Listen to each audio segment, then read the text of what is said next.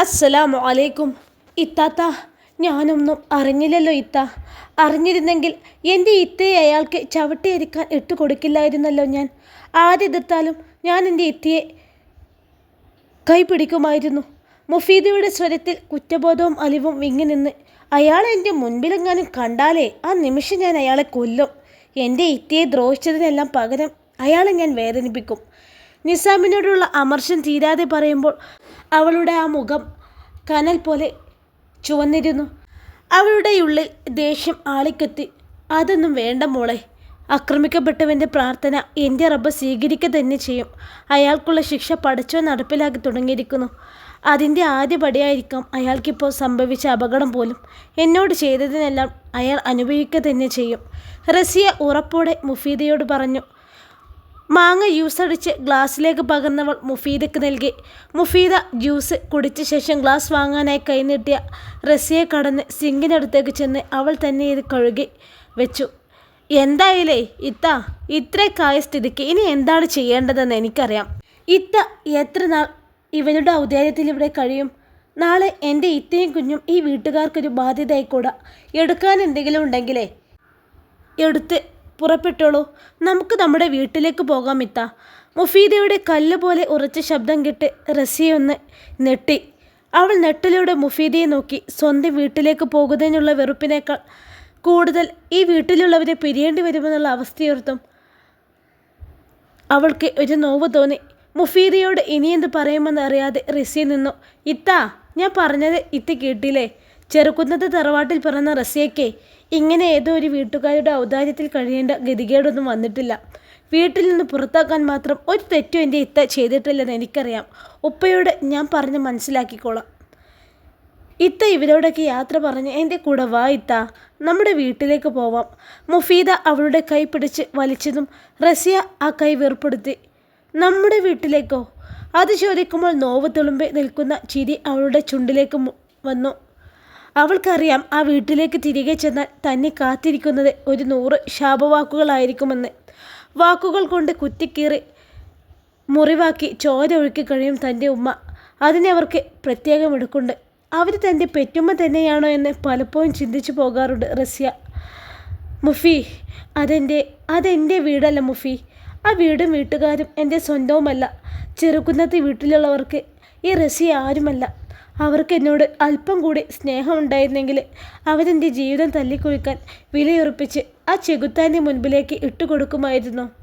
ഞാൻ അനുഭവിച്ച വേദനകൾ പറയുമ്പോൾ അത് നിൻ്റെ വിധിയാണെന്ന് പറഞ്ഞ് നിസാരമാക്കി കൈയൊഴിയുമായിരുന്നു. അന്നേ നിസാൻ എന്നെ വേണ്ടെന്ന് പറഞ്ഞ് ഇറക്കി വിട്ടപ്പോൾ തൻ്റെ കൈ പിടിക്കാതെ ഒരു പൂച്ചക്കുഞ്ഞിനെ ഉപേക്ഷിച്ച് കളയുന്ന ലാഘവത്തോടെ എന്നെ നടുവഴിയിൽ ഉപേക്ഷിച്ച് പോകുമായിരുന്നു. റസിയ ചോദിച്ച ചോദ്യങ്ങൾക്കുള്ള ഉത്തരമൊന്നും കയ്യിലില്ലെങ്കിലും അവളെ എവിടെ വിട്ടുപോകാൻ മുഫീദക്ക് കഴിയുന്നില്ല. ഉമ്മയോടും ഉപ്പയോടും ഞാൻ പറയുന്നുണ്ട്, എൻ്റെ വിവാഹം നടക്കാൻ വേണ്ടിയാണ് അവർ ഇത്തയെ അകറ്റി നിർത്തുന്നതെങ്കിലേ ഇത്തയെ അവർ മനസ്സിലാക്കി സ്വീകരിക്കും വരെ മുഫീദക്കൊരു വിവാഹം വേണ്ടെന്ന്. അങ്ങനെ എൻ്റെ ഇത്തയുടെ ഭാവി കുരുതി കൊടുത്തവർ എനിക്ക് നല്ലൊരു ഭാവി ഉണ്ടാക്കി തരണ്ട, മുഫീദ ചൊടിച്ചുകൊണ്ട് പറഞ്ഞു. റസിയയ്ക്ക് അവളെ ഓർത്ത് ആദ്യം അതിനോടൊപ്പം വാത്സല്യവും തോന്നിപ്പോയി. എൻ്റെ മോള് ഇത്ര കടുത്തൊരു തീരുമാനമൊന്നും എടുക്കരുത് കേട്ടോ. ഇത്താക്ക് കൊടുക്കാൻ കഴിയാത്ത സന്തോഷം നീ വേണം നമ്മുടെ ഉപ്പയ്ക്കും ഉമ്മാക്കും കൊടുക്കാൻ. ഞാനോ ഭാഗ്യം കിട്ടവളായിപ്പോയി. എല്ലാവരുടെയും വെറുപ്പ് മാത്രം വാങ്ങിക്കൂട്ടിയൊരു പായജന്മം. ചുണ്ടിലെ ചിരി മായാതെ പറയുമ്പോൾ അവളുടെ ഉള്ളിലൊരു കരച്ചിൽ തേങ്ങുന്നുണ്ടായിരുന്നു. നീ നിൻ്റെ നല്ല പാതിയോടൊപ്പം സുഖമായി ജീവിക്കുന്നത് കണ്ടെങ്കിലും അവർ മനം നിറയട്ടെ. റസിയ പുഞ്ചിരിയോടെ തൻ്റെ അനിയത്തിയുടെ കവിളിൽ തലോടി. പറ്റില്ല, എൻ്റെ ഇത്ത ഇവിടെ ഇങ്ങനെ കഴിയുമ്പോഴേ ഞാനൊരു വിവാഹം കഴിക്കില്ല. ഇത്ത എൻ്റെ കൂടെ വരണം, എങ്കിലേ മുഫീദ മണവാട്ടിയാവൂ. മുഫീദ അവളുടെ കൈ തട്ടിമാറ്റി വാശിക്കാരിയായി. കുറച്ച് വാശി കാണിക്കാതെ റസിയയുടെ തീരുമാനം മാറ്റാൻ പോകുന്നില്ലെന്ന് തോന്നിയത് കൊണ്ടാണ് മുഫീദ ഇത്ര കടുപ്പിച്ച് പറയുന്നത്. മുഫി, നിൻ്റെ വിവാഹത്തിന് ഇനി വിരലിലെണ്ണാവുന്ന ദിവസങ്ങളേ ഉള്ളൂ. ഇങ്ങനെയൊന്നും പറയരുത് മോളെ. റസിയ അവളെ അനുനയിപ്പിക്കാൻ ശ്രമിച്ചു. ഞാൻ പറയും. എൻ്റെ വിവാഹം മുടങ്ങി പോയിക്കോട്ടെ. എനിക്ക് എൻ്റെ ഇത്തയേക്കാൾ വലുതല്ല മറ്റൊന്നും. ഇത്ത വാ. മുഫീദ വീറോടെ പറയുമ്പോൾ അവളോട് തൻ്റെ അവസ്ഥ എങ്ങനെ പറഞ്ഞ് മനസ്സിലാക്കുമെന്ന് അറിയാതെ റസിയ കുഴങ്ങി. പക്ഷേ ഈ നിമിഷമാണ് ഷിബിക്കയെക്കുറിച്ച് അവളെ അറിയിക്കാൻ ഏറ്റവും നല്ലതെന്ന് തോന്നി. ഞാൻ വരില്ല മുഫി, ഞാൻ ഒരിക്കലും അങ്ങോട്ട് വരില്ല. സ്വന്തമെന്ന് കരുതിയവരെല്ലാം ഉപേക്ഷിച്ച സമയത്ത് എൻ്റെ കൈ പിടിച്ചൊരു മനുഷ്യനുണ്ട്. അയാൾക്ക് എന്നെ മടുത്തു, നീ പൊയ്ക്കോ എന്ന് പറയും വരെ റസിയ എങ്ങോട്ടും വരില്ല. പറയുമ്പോൾ ഒരു തുള്ളി കണ്ണുനീർ അവളുടെ കവിളിലൂടെ ഒലിച്ചിറങ്ങിയിരുന്നു. മുഫീദ അത്ഭുതത്തോടെ റസിയയുടെ മുഖത്തേക്ക് നോക്കി. ആരാണയാൾ? അറിയാൻ അവൾക്കും കൗതുകം തോന്നി. എൻ്റെ ഷിബിക്ക. ഇപ്പോൾ ഈ റസിയയുടെ ലോകം ആ ഒരുവനാണ്. എന്നെ ചേർത്ത് പിടിക്കുന്ന സ്നേഹം, എൻ്റെ ഹൃദയത്തിൻ്റെ പാതി. അവനെക്കുറിച്ച് പറയുമ്പോൾ അവളുടെ കണ്ണുകളിൽ കാണുന്ന പ്രണയം മുഫീദ കൗതുകത്തോടെ നോക്കി നിന്നു. ആരെല്ലാം തള്ളിപ്പറഞ്ഞാലും നമ്മെ മനസ്സിലാക്കി സ്നേഹിക്കുന്ന ഒരാളുണ്ടായാൽ മതി മുഫി. മറ്റെല്ലാ സങ്കടങ്ങളും ആ ഒരാളുടെ ചിരിയിൽ അലിഞ്ഞില്ലാതെയാവും. കലർപ്പില്ലാത്ത സ്നേഹത്തിൻ്റെ മധുരം ഇപ്പോൾ ഞാൻ രുചിച്ചറിയുന്നുണ്ട്. റസിയ ഒന്ന് പുഞ്ചിരിച്ചുകൊണ്ട് പറഞ്ഞു. ആത്മാർത്ഥമായ സ്നേഹം എന്താണെന്ന് അറിയുന്നത് ഞാൻ ഷിബിക്കയെ കണ്ടതിൽ പിന്നെയാണ്. ഇതുവരെ ആരും എനിക്ക് നൽകാത്തത്രയും സ്നേഹം നൽകി എന്നെ വീർപ്പ് മുട്ടിക്കുന്നത് കൊണ്ടാവാം റസിയ ആ ഒരുവനിൽ അടിമപ്പെട്ടു പോയത്. ഒരിക്കലും വേർപിരിയാൻ കഴിയാത്തത്രയും. ഇനി അദ്ദേഹത്തെ വിട്ട് റസിയ എങ്ങോട്ടും വരുന്നില്ല. നീ എന്നെ നിർബന്ധിക്കരുത്. റസിയ പറഞ്ഞു നിർത്തുമ്പോൾ മുഫീദയുടെ ചുണ്ടിലേക്കും ഒരു ചിരിയെത്തി. എന്നിട്ട് എവിടെ എൻ്റെ ഇത്തയുടെ രാജകുമാരൻ? ഞാൻ കണ്ടില്ലല്ലോ. റസിയയുടെ പ്രണയത്തെ കാണാൻ മുഫീദക്കും വല്ലാതെ മോഹം തോന്നി. അവനൊരിക്കൽ റസിയെ അന്വേഷിച്ച് മുഫീദയുടെ അടുത്ത് പോയതാണ്. പക്ഷെ അവൾക്കറിയില്ലല്ലോ അവനന്ന് അവൻ്റെ പ്രണയത്തെ തേടിയാണ് വന്നതെന്ന്. ആളിവിടെ ഇല്ല, ഷോപ്പിൽ പോയതാ. രാത്രി ഒരുപാട് നേരമാവും വരാൻ. അവൻ്റെ ഓർമ്മകളിൽ റസിയയുടെ കവിളുകൾ ചുവക്കുന്നത് മുഫീദ കണ്ടു. അങ്ങനെയാണെങ്കിൽ ആൾ ഷോപ്പ് എവിടെയാണെന്ന് പറഞ്ഞാൽ മതി ഇത്താ, ഞാൻ അവിടെ പോയി കണ്ടോളാം. കേട്ടോടെ ഇത്താത്ത? മുഫീദ ചിരിയോടെ പറഞ്ഞുകൊണ്ട് റസിയയുടെ കവിളിൽ നിന്ന് പിച്ചി. ഷിബിക്കയ്ക്ക് ഇത്തയോടുള്ള സ്നേഹം സത്യമാണെങ്കിലേ നിങ്ങളെ ഒന്നിക്കണം. എന്നിട്ട് നിങ്ങളുടെ ജീവിതം കൊണ്ട് നിസാമിനുള്ള മറുപടി കൊടുക്കണം. അയാൾ പിച്ചു ചീന്തി വലിച്ചെറിഞ്ഞ പൂവിനെ മറ്റൊരാൾ സലോലിക്കുന്നതും മനോഹരമായി സ്നേഹിക്കുന്നതും അയാൾ കണ്ണു നിറച്ചും കാണണം. കൈവിട്ട് കളഞ്ഞത് വിലപിടിപ്പുള്ള മാണിക്യമാണെന്ന് അയാൾ തിരിച്ചറിയുന്ന ഒരു കാലം വരും. മുഫീദ റസിയയെ ചേർത്ത് പിടിച്ചുകൊണ്ട് പറഞ്ഞു. കുറച്ച് സമയം കൂടി റസിയയുടെ കൂടെ നിന്നാണ് മുഫീദ വീട്ടിലേക്ക് തിരിച്ചു പോയത്. ചെറുകുന്നത്തെ വിശേഷങ്ങളൊക്കെ റസിയ അവളോട് ചോദിച്ചറിഞ്ഞിരുന്നു. മുഫീദയെ കണ്ടപ്പോൾ ഉണ്ടായ സന്തോഷമെല്ലാം അവൾ പോയതോടെ അങ്ങ് മാഞ്ഞു പോയിരുന്നു. എന്തോ അവളങ്ങ് പോയപ്പോൾ വല്ലാത്തൊരു ശൂന്യത ഹൃദയത്തെ പൊതിഞ്ഞു. രാത്രി ഉറങ്ങാൻ കിടന്നിട്ടും വെറുതെ അവളെക്കുറിച്ച് ഓർത്തു റസിയ. അവളുടെ വിവാഹത്തിന് ഉറപ്പായും ഇത്ത വരുമെന്ന് വാക്ക് കൊടുത്തിട്ടാണ് ആ പെണ്ണിൻ്റെ പിണക്കമൊന്ന് തീർന്നത്. തൻ്റെ അനിയത്തി പുതുമണവാട്ടിയായി ചമഞ്ഞു നിൽക്കുന്നത് കാണാൻ വേണ്ടി മാത്രം ചെറുകുന്നത്തേക്കൊന്ന് പോകണം ഈ റസിയയ്ക്ക്. അവളെ ഒരു നോക്ക് കാണാൻ വേണ്ടി മാത്രം മനസ്സിൽ ഉറപ്പിച്ചാണ് റസിയ ഉറങ്ങാൻ കിടന്നത്. ചിന്തകൾ കാട് കയറും മുമ്പേ അവൾ ഉറക്കത്തിലേക്ക് വീണിരുന്നു. രാവിലെ നേരത്തെ ഉണർന്നൊരു കുളിയും കഴിഞ്ഞ് അടുക്കളയിലേക്ക് നടക്കുമ്പോൾ വെറുതെ കണ്ണുകൾ സ്റ്റെയർ കേസിന് നേരെ നീണ്ടു. ഷിബിക്ക പോയിട്ടുണ്ടാവും. എന്നും ആൾ നേരത്തെ പോവാറുള്ളതല്ലേ. നിരാശയോടെ മുഖം തിരിച്ചു. അടുക്കളയിലെ ഒരുവിധം ജോലികളെല്ലാം സാബിത്ത തീർത്തിരുന്നു. ഇനി വരുന്നവർക്ക് വിളമ്പി കൊടുക്കേണ്ട ജോലിയേ ഉള്ളൂ. റസിയ സാബറയോട് സംസാരിച്ച് അവിടെ തന്നെ നിന്നു. മുഫീദ വന്നതിനെക്കുറിച്ചായിരുന്നു സംസാരം. അനിയത്തി വിളിച്ചപ്പോൾ കൂടെ പോവാൻ തോന്നിയോ റസിയ മോൾക്ക്? സാബിറ വെറുതെ ചോദിച്ചു. റസിയ അതിന് മറുപടിയായി ഒന്ന് ചിരിച്ചതേയുള്ളൂ. ആ ചിരിയിൽ വിങ്ങി നിന്ന നോവ് മനസ്സിലാക്കിയത് കൊണ്ടാവാം സാബിറ പിന്നൊന്നും അതിനെക്കുറിച്ച് ചോദിച്ചില്ല. ഇത്താ, ഇന്നലെ കഴുകാനിട്ട് എൻ്റെ ഷർട്ട് ഉണങ്ങിയിട്ടില്ലേ ഇനിയും? അടുക്കളവാതിൽ നിന്നൊരു മുഴക്കമുള്ള ശബ്ദം കേട്ടതു റസിയയുടെ ഉള്ളമൊന്ന് തുടിച്ചു. അപ്പോൾ ഷിബിക്ക പോയിട്ടില്ലല്ലേ? അവനെ തിരിഞ്ഞു നോക്കാൻ ഹൃദയം കൊതിക്കുമ്പോഴും നാണം അവളെ പുറകോട്ട് വലിച്ചു. എങ്കിലും വെറുതെ ഒന്ന് തിരിഞ്ഞു നോക്കി. നോട്ടം കൊരുത്തെങ്കിലും അവൻ്റെ മുഖത്ത് ഗൗരവം തന്നെയായിരുന്നു. പോകാൻ വൈകിയതിൻ്റെയാണോ ഈ ഗൗരവം, അതോ ഷർട്ട് കാണാത്തതിനോ? എന്താണെങ്കിലും എന്നെ നോക്കിയൊന്ന് ചിരിക്കുകയെങ്കിലും ചെയ്തൂടെ? ചില നേരത്തെ എന്തൊരു പാവം. ചിലപ്പോൾ നേരത്തെ കലിപ്പ കൊണ്ടാലോ. റസിയ സ്ലാബിൽ വെറുതെ ചാരി നിന്നുകൊണ്ട് ആലോചിച്ചു. റസിയ, നീ ചെന്ന് പിന്നാമ്പുറത്തെ അയൽ വിരിച്ചിട്ട് അവൻ്റെ ഷർട്ടൊന്ന് എടുത്തു കൊടുക്കോ? സാബിത്ത ചോദിച്ചപ്പോൾ ഉള്ളിലെ സന്തോഷം അടക്കി തല അനക്കി. ആരും ഷർട്ടുണ്ട് ചെക്കന്. ഇന്നിപ്പോൾ ഇത് തന്നെ വേണമെന്ന് എത്ര നിർബന്ധം? സാബിത്ത പിറുപിറുക്കുന്നത് കേട്ടുകൊണ്ട് റസിയ അടുക്കളപ്പുറത്തേക്കിറങ്ങി. അയയിൽ വിരിച്ചിട്ട അവൻ്റെ ഷർട്ടെടുത്ത് കള്ളം ചെയ്യുന്ന കുഞ്ഞിനെ പോലെ ചുറ്റിലും നോക്കി റസിയ. പിന്നെ പതിയെ അതിലൊരു മുത്തം കൊടുത്തു. കഴുകിയിട്ടതാണെങ്കിലും അതിലിപ്പോഴും അവൻ്റെ ഗന്ധം തങ്ങി നിൽപ്പുണ്ടെന്ന് തോന്നി അവൾക്ക്. സ്റ്റെയർ കയറി നടക്കുമ്പോൾ അവളുടെ ഹൃദയം വേഗത്തിൽ മിടിച്ചു. ഷിബിക്കയുടെ റൂമിൻ്റെ ഡോർ പതിയെ ഒന്ന് തള്ളിയതും തുറന്നു. അവൻ കണ്ണാടിയുടെ മുമ്പിൽ നിന്ന് മുടി ചെയ്യുന്നുണ്ട്. ഒരു ബ്ലൂ ജീൻസും ഇന്നർ ബനിയനുമാണ് അവൻ്റെ വേഷം. ഒരു നിമിഷം കണ്ണു ചിമ്മാൻ പോലും മറന്ന് അവനെ നോക്കി നിന്നു റസിയ. എൻ്റെ പടച്ചോനെ, എനിക്കെന്തായി പറ്റിയേ? ആളെങ്ങാനും തിരിഞ്ഞു നോക്കിയാൽ ഞാൻ ഇവിടെ വായ നോക്കി നിൽക്കുന്നതാണെന്നും കണ്ടാൽ ഛേ, മോശം. അയ്യേ, മോശം മോശം. റസിയ അബദ്ധം പെടുന്നതുപോലെ നാക്ക് കടിച്ചെന്ന് തലയിൽ നിന്ന് തട്ടി. പിന്നെ പതിഞ്ഞ കൽവപ്പോടെ അകത്തേക്ക് ചുവടുവെച്ചു. അവൻ മൂളുന്ന വരികൾ അവൾ വ്യക്തമായി കേൾക്കുന്നുണ്ട്. ആ വരികളിൽ മുഴുകുമ്പോൾ ഹൃദയം കോരിത്തരിക്കുന്നുണ്ട്. തൻ്റെ പിന്നിൽ നിന്ന് പരുങ്ങുന്നവളെ കണ്ണാടിച്ചിലൂടെ കണ്ടിട്ടും കണ്ടതായി ഭാവിക്കാതെ നിന്നു ഷിബിലി. ആ കണ്ണുകൾ പരിഭ്രാന്തിയോടെ പിടയുന്നത് അവന് കാണാം. അവളുടെ ആ നിൽപ്പും പരിഭ്രമമൊക്കെ നല്ലതുപോലെ ആസ്വദിച്ച് നിൽക്കുമ്പോൾ ചിരി വരുന്നുണ്ടെങ്കിലും കടിച്ചമർത്തി നിന്നു. അവളെ ഒന്നിങ്ങനെ അടുത്ത് കാണാൻ വേണ്ടിയല്ലേ ഒരു 100 ഷർട്ട് ഷെൽഫിലിരുന്നിട്ടും ഈ ഷർട്ട് തന്നെ വേണമെന്ന് പറഞ്ഞ് ഇത്തിയോട് ചൊടിച്ചത്. തൊണ്ട അനക്കിയിട്ടും ഷർട്ട് ഉയർത്തി കാണിച്ചിട്ടും ഒന്നും തിരിഞ്ഞു നോക്കാത്തവൻ്റെ പുറത്തെ പതിയെന്ന് തോണ്ടി വിളിച്ചവൾ. അവൻ തിരിഞ്ഞതും മുഖം കുനിച്ചുകൊണ്ട് ഷർട്ട് അവന് നേരെ നീട്ടി. ഇതാ ഷർട്ട്. പതിഞ്ഞു പോയിരുന്നു അവളുടെ ശബ്ദം.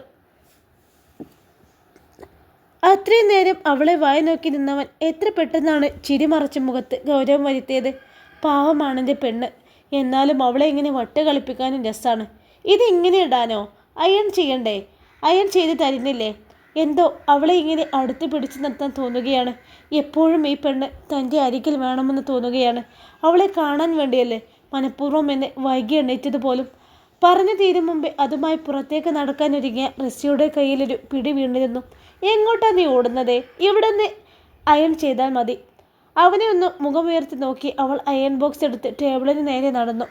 പിടക്കുന്ന കണ്ണുകളിൽ നിറച്ചും പരിഭവമാണിപ്പോൾ. എന്തിനാണ് തന്നോട് ഇത്ര ദേഷ്യം കാണിക്കുന്നത്? ഫോണെടുത്ത് അതിൽ എന്തോ പരതിക്കൊണ്ട് ബെഡിലേക്ക് ഇരുന്നെങ്കിലും കണ്ണ് വീണ്ടും അവളുടെ മുഖത്തേക്ക് നീണ്ടു. റസിയം അയൺ ചെയ്യുന്നതിനിടയിൽ പലവട്ടം അവനെ നോക്കി. ഇടയ്ക്ക് അവനെ ഒന്ന് പാളി നോക്കിയപ്പോൾ കൈ ചെറുതായി എന്ന് അയൺ ബോക്സിൽ തട്ടി പുള്ളി. ഷിബിക്ക് എന്നോട് പിണക്കാണോ? സാധാരണ തന്നെ കാണുമ്പോൾ കൊഞ്ചാൻ വരുന്ന ആളിപ്പോൾ ചന്തയിൽ വെച്ച് കണ്ടോ പരിചയം പോലും ഇല്ലാതെ ഇരിക്കുന്നത് കണ്ടപ്പോൾ റസിയയ്ക്ക് കുഞ്ഞു നിരാശ തോന്നാതിരുന്നില്ല. അവൾ അയൺ ചെയ്ത ഷർട്ടുമായി അവൻ്റെ മുൻപിലേക്ക് വന്നു.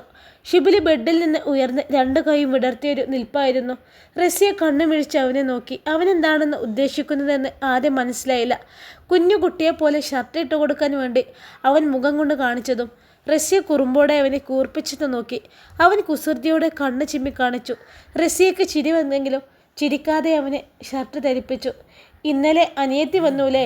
അവൾ പോകുമ്പോൾ താൻ കരയാമെന്ന് കേട്ടല്ലോ.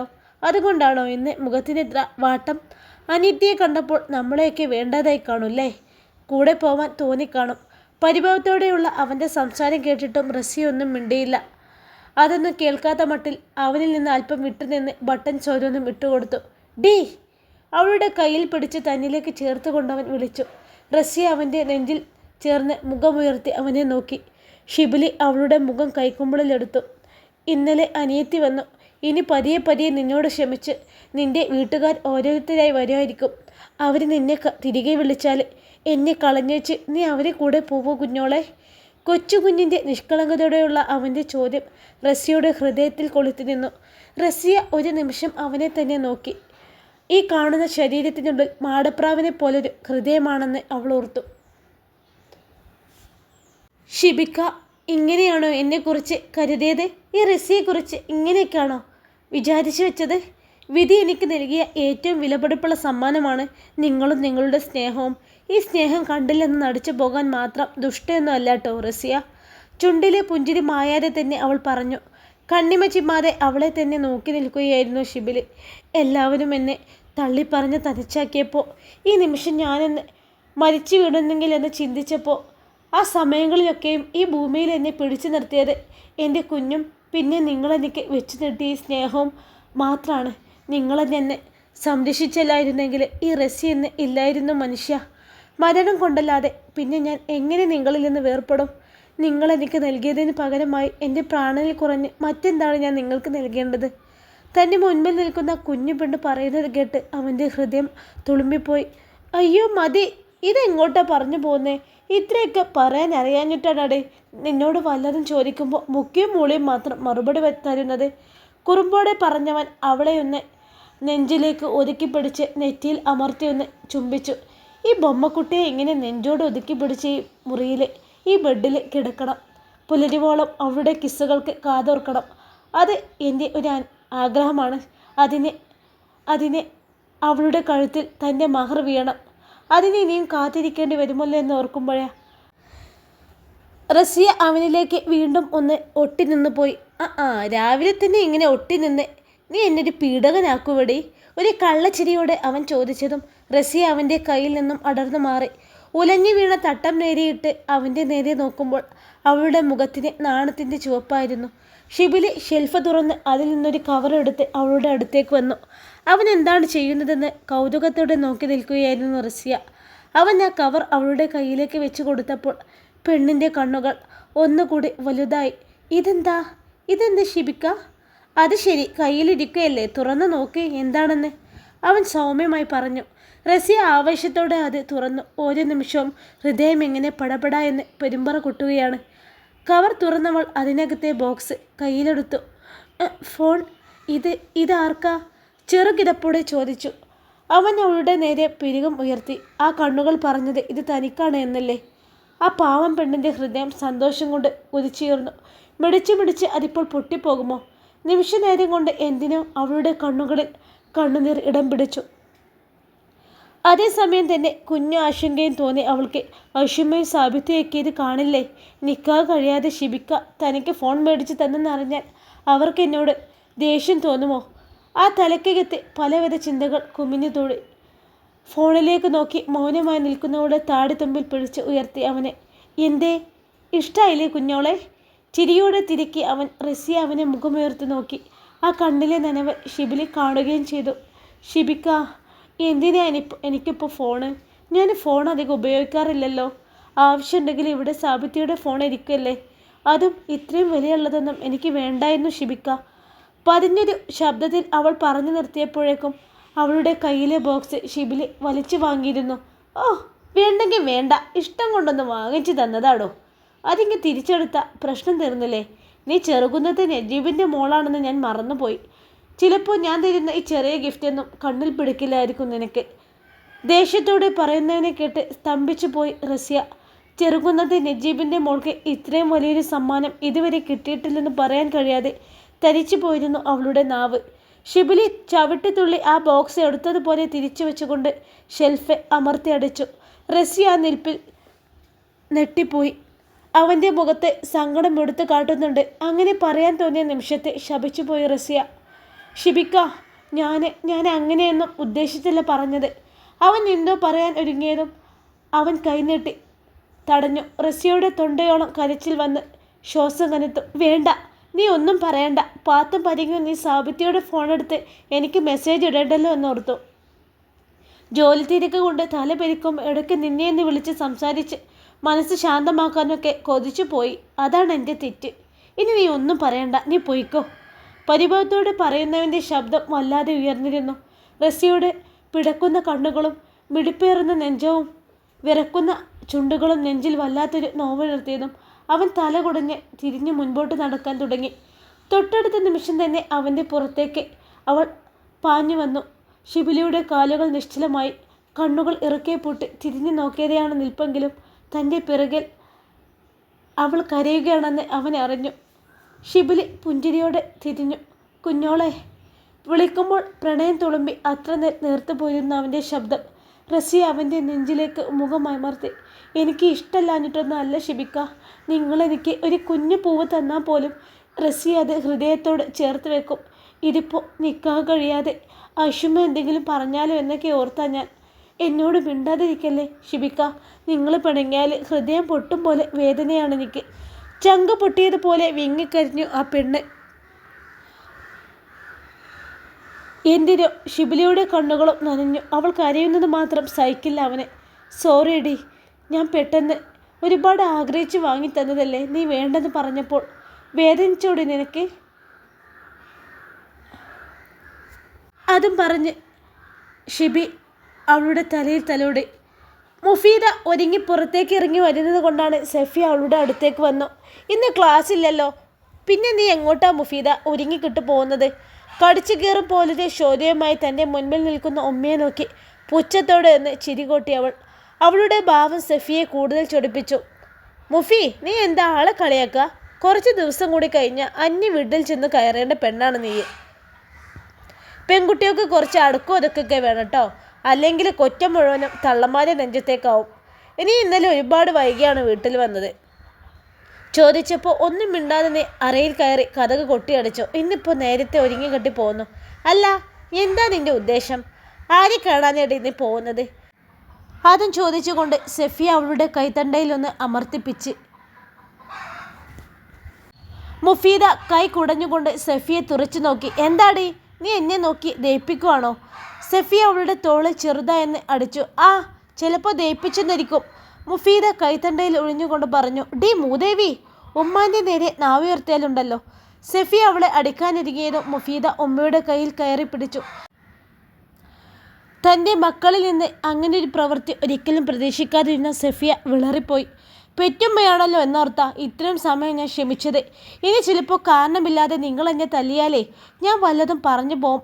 മാതാപിതാക്കൾക്ക് മക്കളെ തല്ലാനും തല്ലാടാനുമൊക്കെ അവകാശമുണ്ടെന്നറിയാം. ഇതിപ്പോൾ എന്ത് കാര്യത്തിന് ഉമ്മ നിങ്ങളെ അടിക്കുന്നത്? നിങ്ങൾക്ക് എന്താണ് അറിയേണ്ടത്? ഇന്നലെ ഞാൻ എങ്ങോട്ടാണ് പോയതെന്നോ? എന്നാൽ കേട്ടോ, ഞാൻ എൻ്റെ ഇത്തയെ കാണാനാണ് പോയത്. മുഫീദ ദേഷ്യത്തോടെ പറഞ്ഞതും സെഫിയുടെ മുഖത്തൊരു ഞെട്ടലുണ്ടായി. ആരെ? ആ പിഴച്ചവളെയോ? സെഫിയ ദേഷ്യത്തോടെ ചോദിച്ചതും മുഫീദയുടെ മുഖം ദേഷ്യം കൊണ്ട് വലിഞ്ഞു മുറുകി. പിഴച്ചവളോ? ആരാണ് പിഴച്ചവള്? വെറുതെ ഒരാളെ പിഴച്ചവളെന്ന് വിളിക്കുമെങ്കിൽ ഈ നിൽക്കുന്ന നിങ്ങളും ഞാനൊക്കെ പിഴച്ചവളായിരിക്കുമല്ലോ. മുഫീദയുടെ വാക്കുകളിൽ ഒരു കൊട്ട പുച്ഛം തുളുമ്പിയിരുന്നു. ഡി, നിന്നെയുണ്ടല്ലോ. സെഫിയ അവളെ നോക്കി പല്ലുറുമ്പി. എനിക്ക് അറിയാൻ വയ്യാഞ്ഞിട്ട് ചോദിക്കുക, റസിയ നിങ്ങൾ തന്നെയാണോ പ്രസവിച്ചത്? അതോ എൻ്റെ എത്താത്തിയെ നിങ്ങൾക്ക് എവിടെന്നെങ്കിലും കളഞ്ഞു കിട്ടിയതാണോ? ഉമ്മ പറയേ, റസിയ നിങ്ങളെ മോളല്ലേ? സത്യം പറയേ. ഇൻഷാ അല്ലാ, ഈ കഥയുടെ ബാക്കി ഭാഗവുമായി നാളെ കാണാം. അസ്സലാമു അലൈക്കും. എല്ലാവരും സപ്പോർട്ട് ചെയ്യണേ. സബ്സ്ക്രൈബ് ചെയ്യാതെ കാണുന്നവരുണ്ടെങ്കിൽ ദയവ് ചെയ്ത് സബ്സ്ക്രൈബ് ചെയ്യണേ.